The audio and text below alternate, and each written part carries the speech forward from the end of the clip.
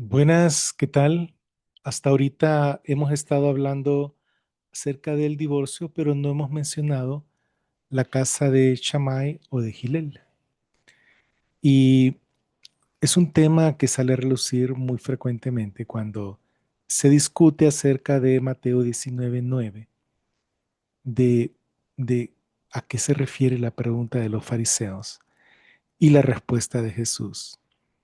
Y entonces, como se busca el contexto histórico, para lograr una buena interpretación y es correcto hacerlo. Entonces se echa de mano a lo que dicen las fuentes rabínicas. Sin embargo, recordemos que las fuentes rabínicas no necesariamente describen el pensamiento de los judíos en la época de Jesús, porque la ley eh, oral no fue puesta por escrito en la época de Jesús. Fue puesta por escrito después, después de la destrucción de Jerusalén en el año 70 después de Cristo. En el año 70 después de Cristo, los judíos al verse sin templo, al verse con un Mesías como Jesús, que hizo milagros y que resucitó supuestamente para ellos, el supuesto es para ellos. Entonces, ellos vinieron y comenzaron a poner por escrito su tradición para mantener la cohesividad dentro del judaísmo y para eh, indicarle a su gente, a su congregación, cómo llevar una vida judía sin un templo. Entonces, ellos comenzaron a poner por escrito la ley oral. Sin embargo, no necesariamente describe la situación en la época de Jesús.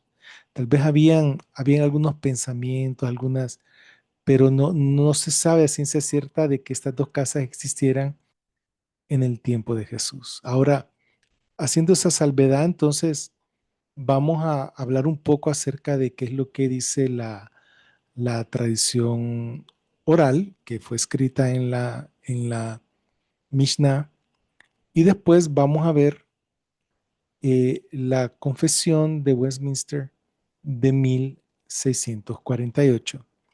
Y vamos a tomar ambas como un ejemplo de tradiciones dentro de grupos religiosos que han moldeado el pensamiento protestante actual. Así que espero que les guste. Si les gusta, denos like, compartan el video y esperamos sus comentarios.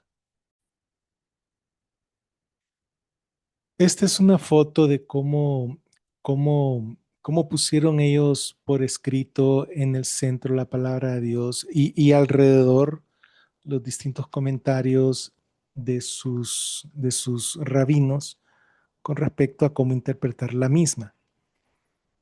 Esta Mishnah 9.10 es en la que se menciona la casa de Shammai, la casa de Gilel. Y esta se encuentra en cefaria.org. Ustedes pueden ir ahí a ese link y pueden ir a buscarlo. Entonces, Beit Shammai es la casa de Shammai, Beit Hillel es la casa de Hillel. Casa en el sentido de escuela de pensamiento. Entonces, yo lo tomé, lo traduje al español y esta es mi traducción. La casa de Shammai dice: un hombre no puede divorciarse de su esposa a menos que encuentre en ella indecencia alguna. Eh, Esto es traducido del hebreo. Aquí, indecencia alguna es devar herba. Como se dice, porque ha encontrado en ella alguna indecencia. El texto bíblico dice al revés, herbat davar. Entonces, Shammai está enfatizando indecencia, la palabra indecencia. Por eso lo pone de primero, indecencia alguna.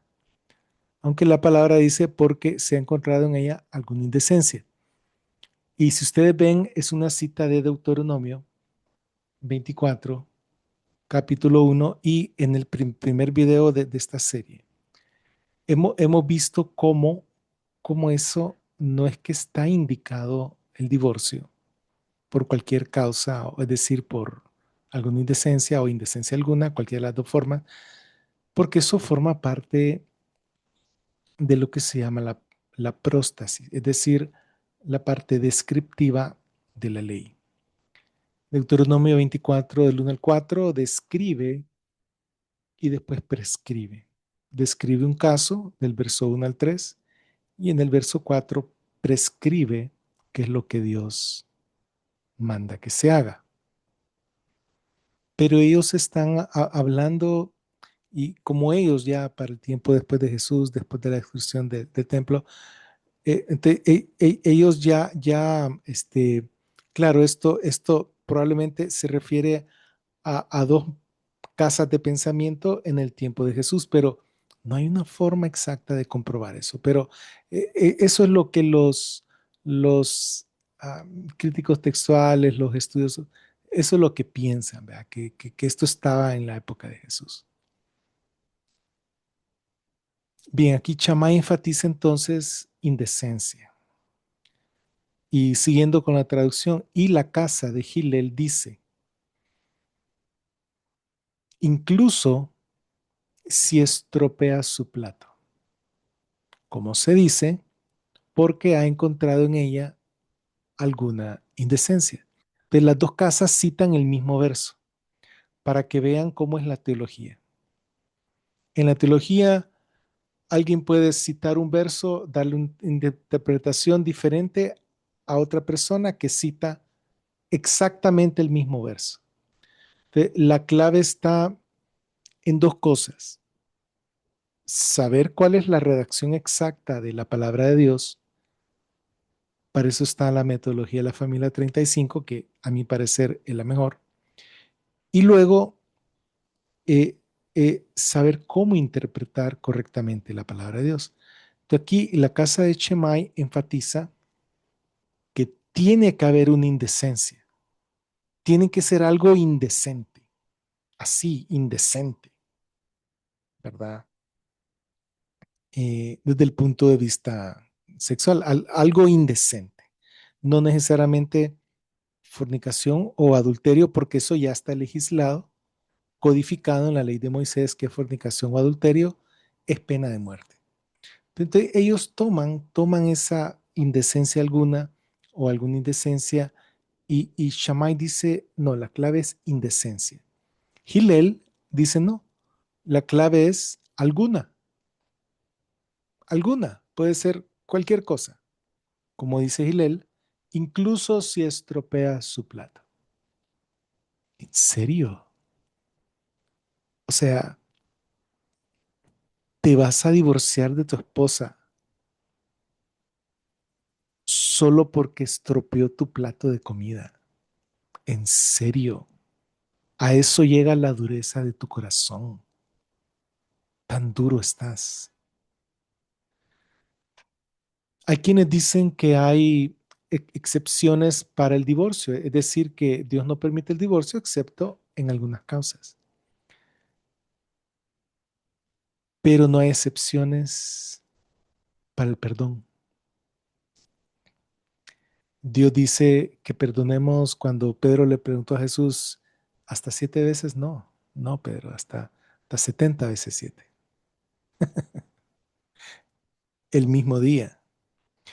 Entonces no hay excepción para el perdón, por tanto no hay excusa para ningún tipo de divorcio. Todo se puede solucionar. Pero aquí la casa de Chimay, la casa de Gilel, obviamente bueno, ellos están lidiando con la palabra de Dios. Pero ¿cómo es que Gilel dice que si estropea tu plato que te puedes divorciar? El otro dice, no, tiene que ser algo indecente. Es porque ambas casas están a favor del divorcio. Y Jesús dice claramente en Mateo 19, pero no fue así desde el principio. Además, fue Moisés el que les indicó el certificado de divorcio, no mi padre. Sí. Sigamos. Dice, ah, Rabí Akiva dice que ya Rabí Akiva es siglos posteriores. Incluso si encuentra otra mujer más hermosa que ella, como está dicho, y siempre eso es en Deuteronomio 24, y ocurre que si ella no encuentra favor en sus ojos. Wow. Eh, Son expertos para el divorcio, ¿no les parece? El uno dice por algo indecente, el otro dice por cualquier cosa, el otro dice si encuentra una mujer más hermosa que ella. ¿Hasta qué punto llega la lascivia, el pecado del hombre al punto que Jesús dijo, mira, si tu ojo derecho te es razón de caer, sácatelo? Hasta el punto que Jesús dijo, miren, han oído, no cometan adulterio. Pero digo que el que mira a una mujer para desearla en su corazón ya cometió adulterio con ella. ¿Sí? Así que es mejor ir es mejor que te saques tu ojo a que te vayas al infierno con tu ojo, con tu deseo de andar codiciando mujeres. ¿Sí? Y Rabí Akiva dice que si es otra mujer más hermosa de ella, que no hay problema. Y los tres, la casa de Shammai, Hillel, Rabí Akiva, están a favor del divorcio y los tres citan Deuteronomio 24. Increíble. Shammai se enfoca en indecencia, Hillel en alguna. Ervat davar, esa es la palabra clave, esa es la frase clave compuesta por dos palabras en el hebreo. Ervat es el número de Strong H6172 que significa desnudez o vergüenza, que es en lo que está enfocada la casa de Shammai. No adulterio, no que desnudez o vergüenza.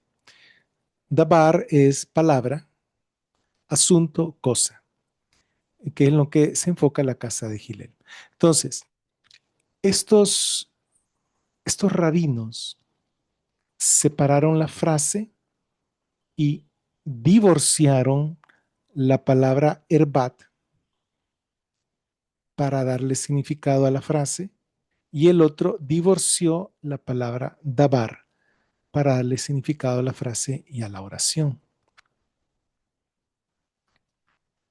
Erbat, dabar aparecen juntos en Deuteronomio 23:14. Fíjense. Justo en el capítulo antes dice, y él no debe ver nada indecente de ti, no sea que se aparte de ti. ¿Qué es lo que Dios no debe de ver? Vamos a verlo.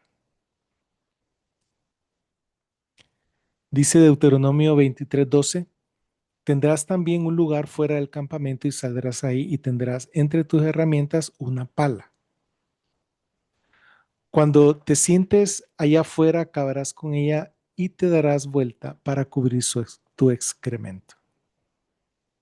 Porque Jehová tu Dios anda en medio de tu campamento para librarte y derrotar a tus enemigos delante de ti. Por tanto, tu campamento debe ser santo. Él no debe ver nada indecente en medio de ti, no sea que se aparte de ti. De esa palabra, Él no debe ver nada indecente, se refiere a de una forma eh, más benigna, es un término más benigno, al excremento. ¿Sí? Él no debe ver nada indecente. Te incluye eso, incluye alguna otra cosa. Entonces, Herbet Dabar significa algo que debería estar oculto, pero sale a la luz y causa vergüenza. Con base en este versículo a donde también sale la frase Herbet Dabar, alguna indecencia o indecencia alguna, con base a cómo está utilizado aquí, podemos saber cómo se utiliza la frase en Deuteronomio, que es algo que debería estar oculto, pero que sale a la luz y causa vergüenza. Te viene un varón judío y se casa con la mujer perfecta y después del día de la boda se da cuenta de cosas que no le gustan a él de su mujer. ¿Sí? Se da cuenta de algo que debería estar oculto, pero que sale a la luz ya en el matrimonio, ya al convivir. Entonces, al momento que uno se enamora, se casa con su pareja, eh, uno no mira muchas cosas, por eso el refrán que el amor es ciego, ¿verdad?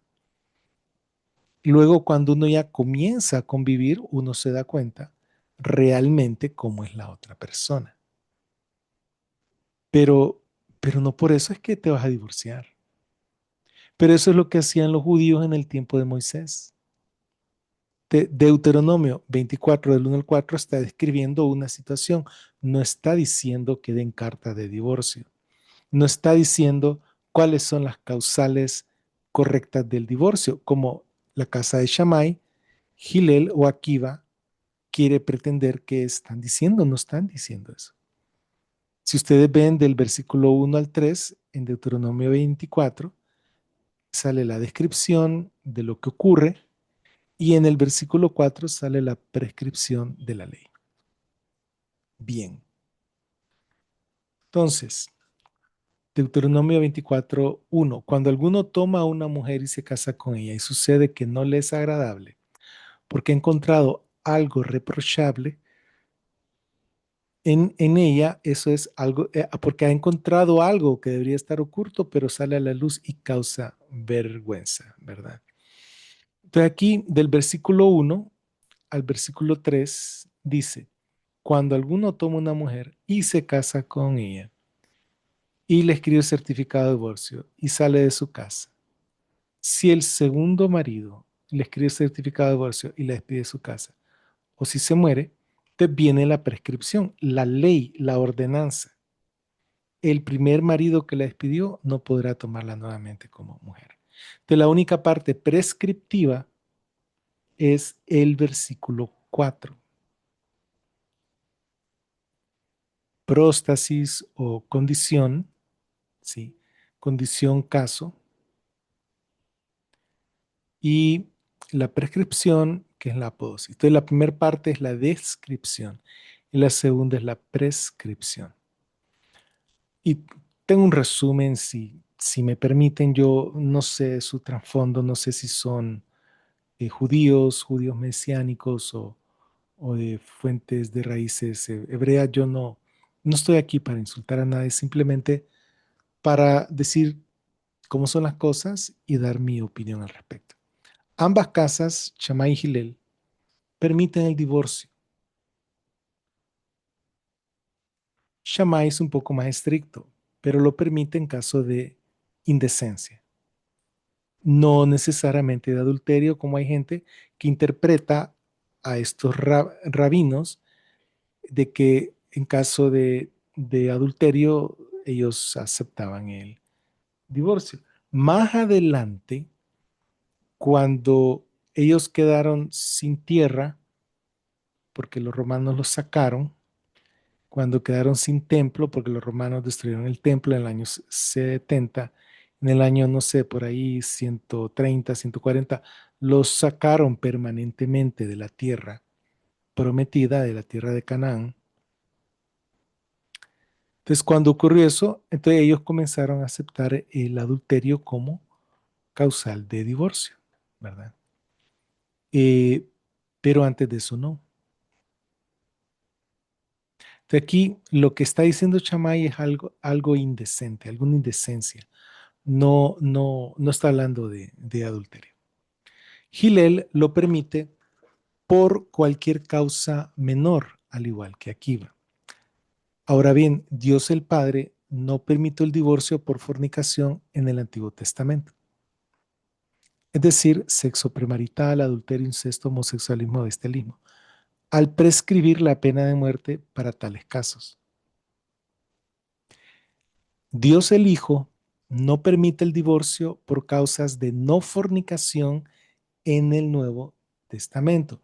Digamos, causas de no fornicación puede ser algo indecente, que es de lo que están hablando los rabís, abuso, abuso físico o psicológico, adicciones a las drogas, al alcoholismo, abandono, que alguien se va y deja a la familia, o irresponsabilidad, ¿verdad? Entonces, Dios el Hijo no permite el divorcio por causa de no fornicación en el Nuevo Testamento al ser preguntado por los fariseos y sus discípulos. Ahora, alguien puede decir, pero ¿y entonces en el caso de un hombre que golpea a su mujer, no tiene derecho la mujer de divorciarse? Es decir, como dice Pablo en Primera de Corintios capítulo 7, lo que Dios manda es que la mujer no se separe del marido, pero que si se separa, que permanezca soltera o que se reconcilie. Entonces, puede haber algún tipo de separación física. Eso se permite y el sentido común también lo permite. En el sentido de para salvaguardar, proteger la integridad física o psicológica de la mujer. No hay problema en ese sentido. Y ahí lo que Pablo dice es que permanezca soltera, no es que da rienda libre para que vuelva a casar con otro, no, que permanezca soltera o que se reconcilie con su marido.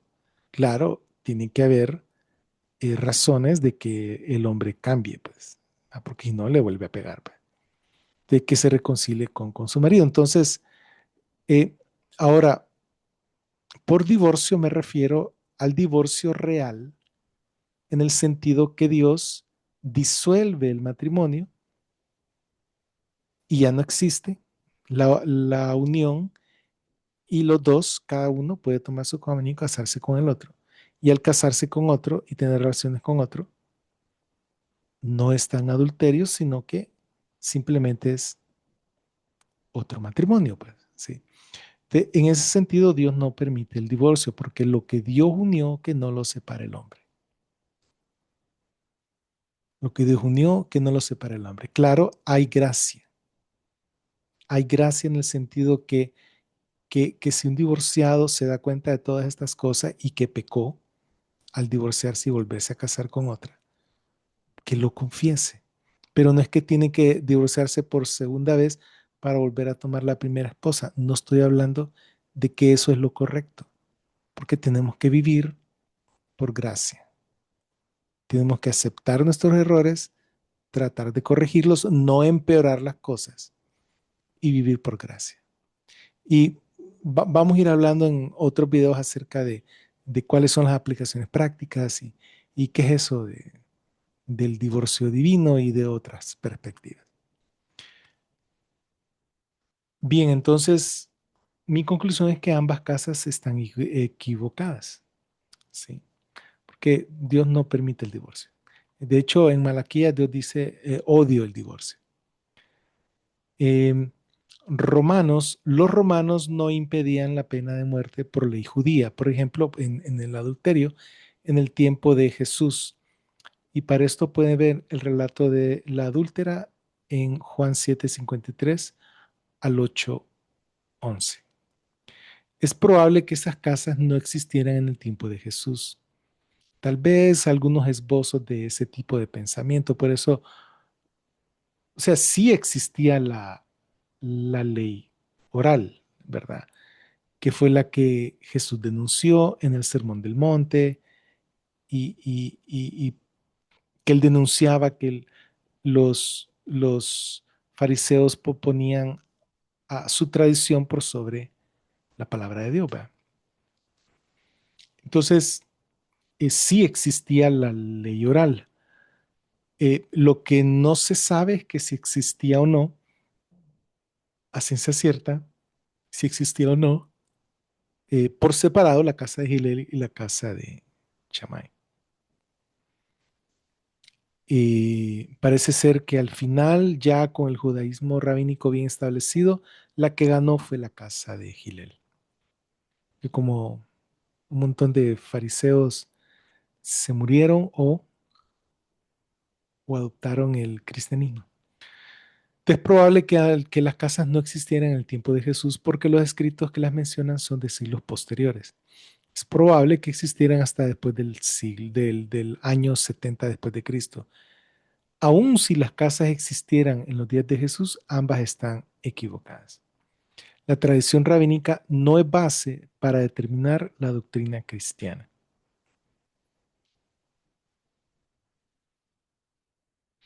Entonces, las tradiciones en general son buenas. Hay quienes ponen adornos en la época de Navidad y eso es para celebrar la Navidad, el nacimiento de Jesús. Hay quienes dicen que no, que eso no es bíblico.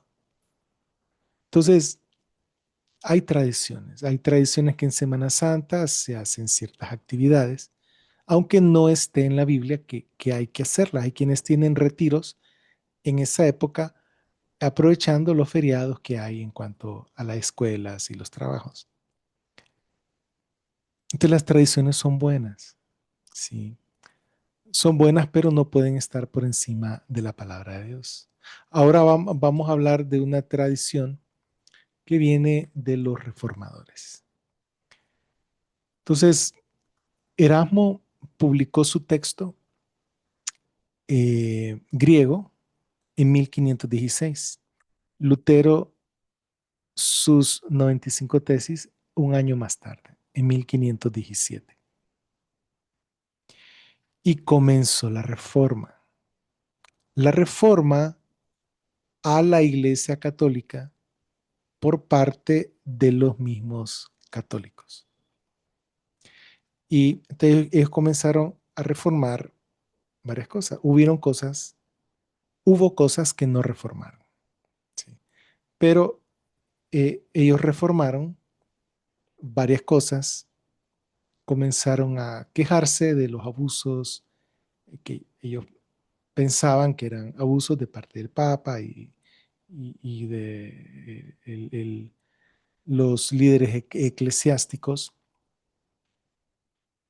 Y dentro de esa línea estaba el asunto del matrimonio, que había caído un poco, digamos, como en desgracia porque se enfatizaba que era mejor no tener relaciones y permanecer soltero.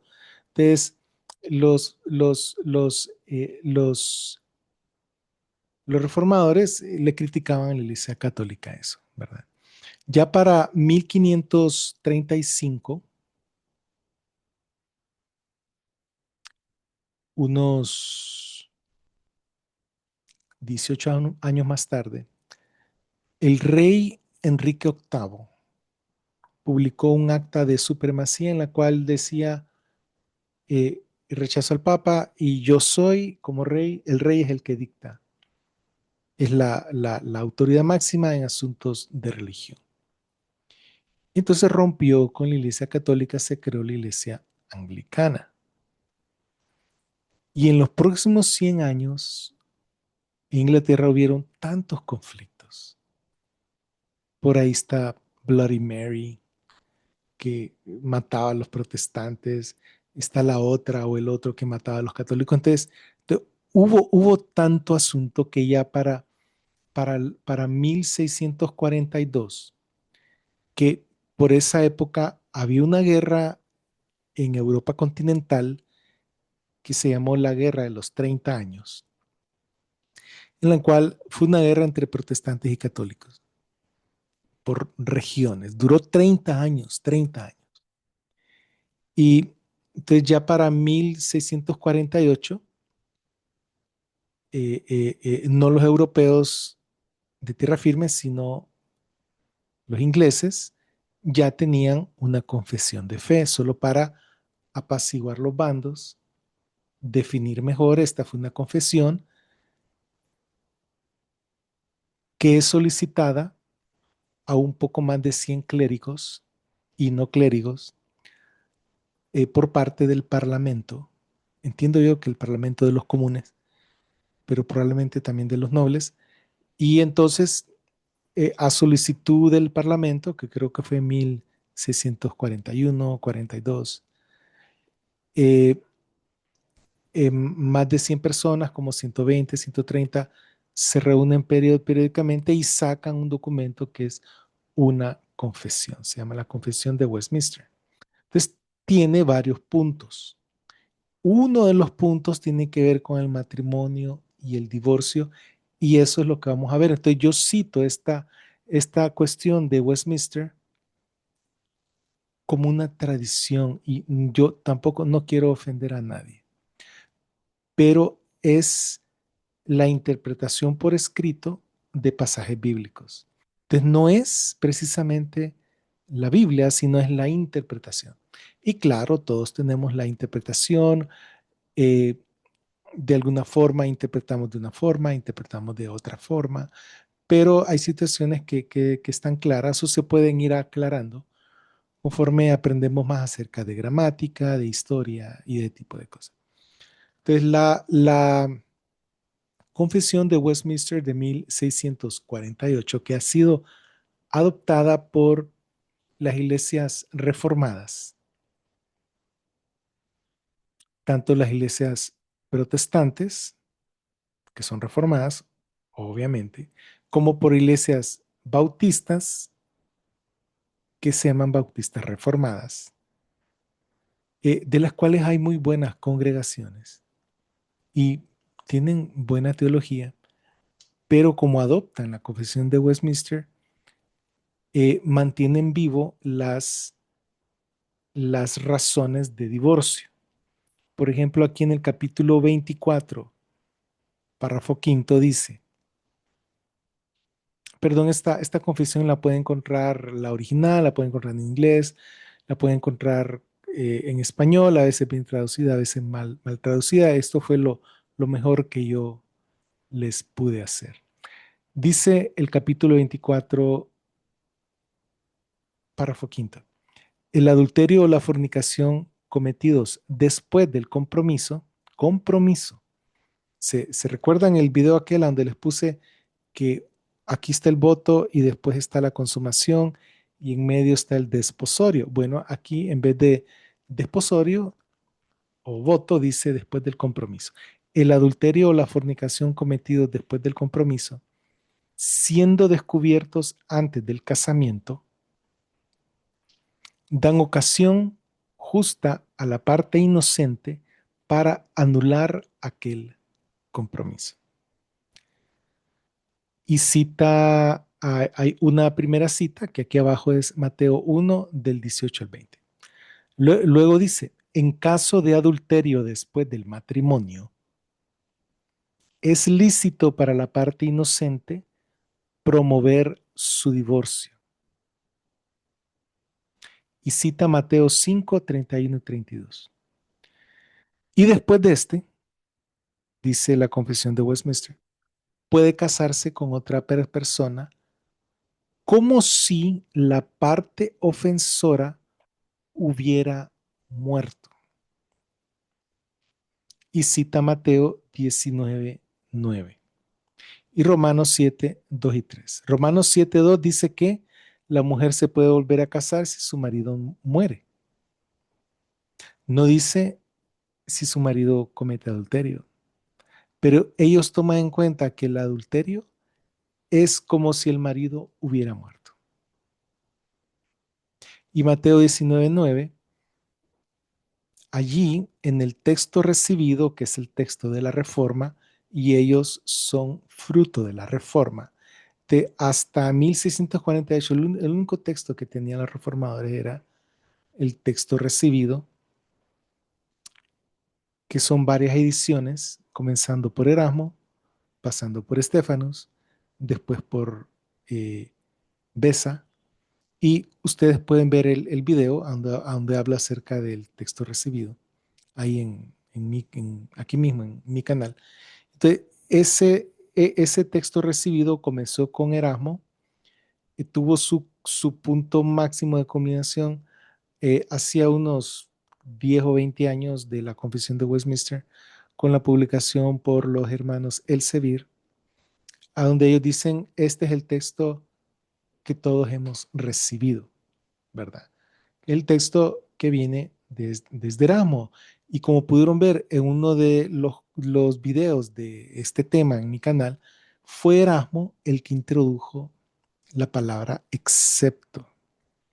Entonces, claro, los de Westminster lo que ellos tenían era excepto por fornicación y tenían que darle una interpretación. Así que no es algo que hay que echarles la culpa completamente. Ah, entonces, una vez que Erasmo introduce la palabra excepto en la frase excepto por fornicación, en vez de no por fornicación, introduce la palabra excepto en el griego. A partir de que él hace eso, todas las traducciones en lenguas vernáculas, español, inglés, danés, alemán, lo traducen como excepto. Y a partir de entonces, todo el mundo protestante acepta que eso es lo correcto. Sin embargo, esa palabra excepto no aparece en los manuscritos griegos.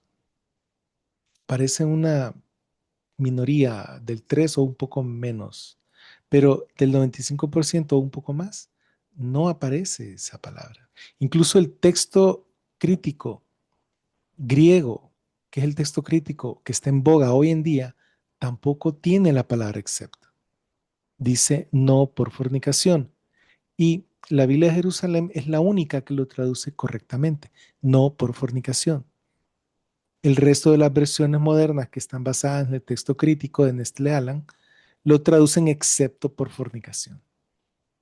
Todo, todas las demás. Entonces, ¿qué resulta? Que los traductores modernos traducen mal el texto correcto y los traductores del texto recibido traducen bien el texto incorrecto del texto recibido. Y entonces, claro, para explicar esto no se puede en un solo video, por eso tengo más de 10 videos acerca de este tema del divorcio. Y los argumentos son, primero son textuales, luego son gramaticales y después vienen los argumentos históricos y de contexto cultural. Y este es parte del contexto cultural en esa época. Entonces, en esa época, las personas de la Reforma, los protestantes, escribieron esto. Escribieron que en caso de adulterio es lícito que la parte inocente promoviera su divorcio y que se puede volver a casar con otra persona. Y en el siguiente párrafo, que es el sexto, dice, aunque la corrupción del hombre sea tal que le haga estudiar argumentos para separar indebidamente a los que Dios ha unido en matrimonio, sin embargo, nada sino, ahí está la palabra sino, ¿verdad? Nada sino el adulterio o la deserción obstinada, que no puede ser remediada ni por la iglesia ni por el magistrado civil, es causa suficiente para disolver los lazos del matrimonio. Entonces, sí, los de la confesión están diciendo que el cura, el líder religioso puede disolver el matrimonio o una corte civil puede disolverlo eh, por causa de adulterio y de abandono o de deserción obstinada. Ellos permiten, el protestantismo con base a esta confesión permite el matrimonio por esas dos razones, por adulterio o por abandono, y que la parte inocente es libre para volverse a casar sin problema. Al hacer eso, están yendo en contra de lo que Jesús dijo. Jesús dijo lo que Dios unió, que no lo separa el hombre. Y sigue acá, en este caso debe observarse un procedimiento público y ordenado. Y las personas involucradas en él no deben ser alejadas, en su caso, a su propia voluntad y discreción.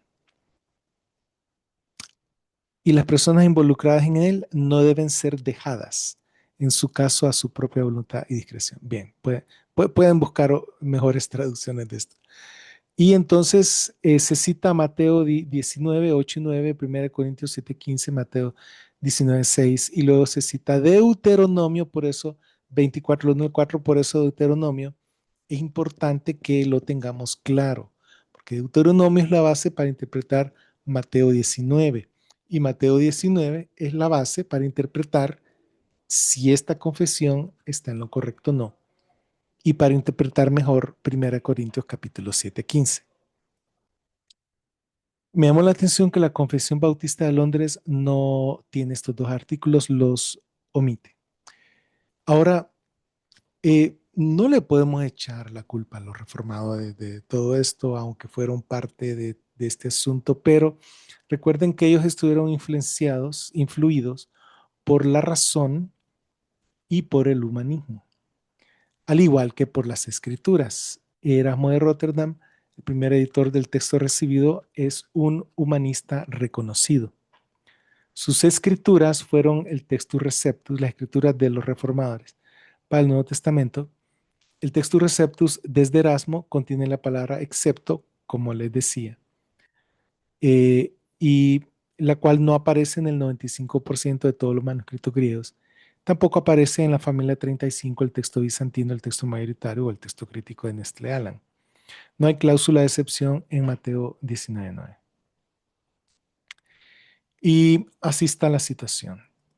Entonces, acabo de presentar dos tradiciones fuertes, que han moldeado y siguen moldeando la forma de ver el mundo, la forma de ver las escrituras, por un lado de los judíos rabínicos y por otro lado del mundo protestante. Pero no es posible que las tradiciones rabínicas o eclesiásticas o que el mundo dicte cómo debemos interpretar las escrituras. Las escrituras hay que interpretarlas gramaticalmente, históricamente, dentro de su contexto. Pero para interpretarlas gramáticamente tenemos que tener el texto, tenemos que saber cuál es el texto. Y si la crítica textual dice que nadie sabe cuál es el texto, que solo tenemos una aproximación, ahí terminó el cristianismo objetivo. Y cada quien puede tener su opinión porque como para la crítica textual lo que se utiliza es el eclecticismo razonado. Cada quien tiene su razonamiento. A mí creo que esta palabra tiene que ir porque es la más, porque hace que el texto sea más corto, sea más difícil. No, puede decir el otro no, porque es que ahí puede ser que el escriba se equivocó y se saltó la palabra o le metió, o es una armonización. Entonces, cada quien tiene su propia opinión. Entonces, si ya comenzando estamos hablando que el texto puede ser modificado por los argumentos de los seres humanos, no digamos la interpretación del mismo. Entonces, no se pierdan el próximo video en el cual vamos a ver cuáles son los paradigmas, de dónde es que vienen, hacia dónde van las distintas interpretaciones de los mismos pasajes. Porque yo les digo que yo veo esos pasajes de la Confesión Bautista, de la Confesión de Londres de 1648 de Westminster, y veo los mismos pasajes que citan la Mishnah en su tradición rabínica. Y les puedo decir, son los mismos 6 pasajes para los dos lados y para este lado.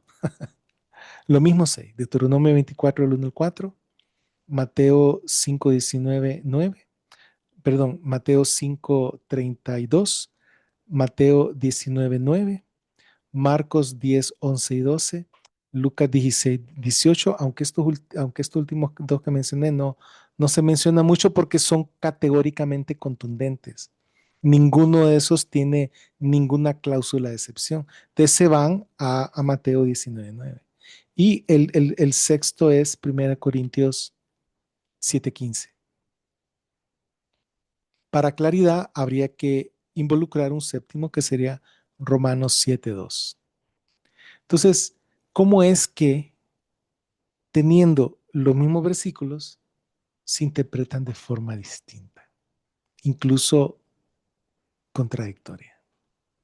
En parte es porque no se tiene el mismo texto y en parte es porque no se comprende bien la gramática y en parte es por el peso de la tradición, el peso de la tradición rabínica y el peso de la tradición protestante en este tema del divorcio y el nuevo casamiento. Así que ese ha sido el tema de hoy. Espero que les haya gustado. Espero que se sientan retados a investigar más acerca de este tema. Los espero en los comentarios. Denle like y no se pierdan el próximo video. Que el Señor los bendiga.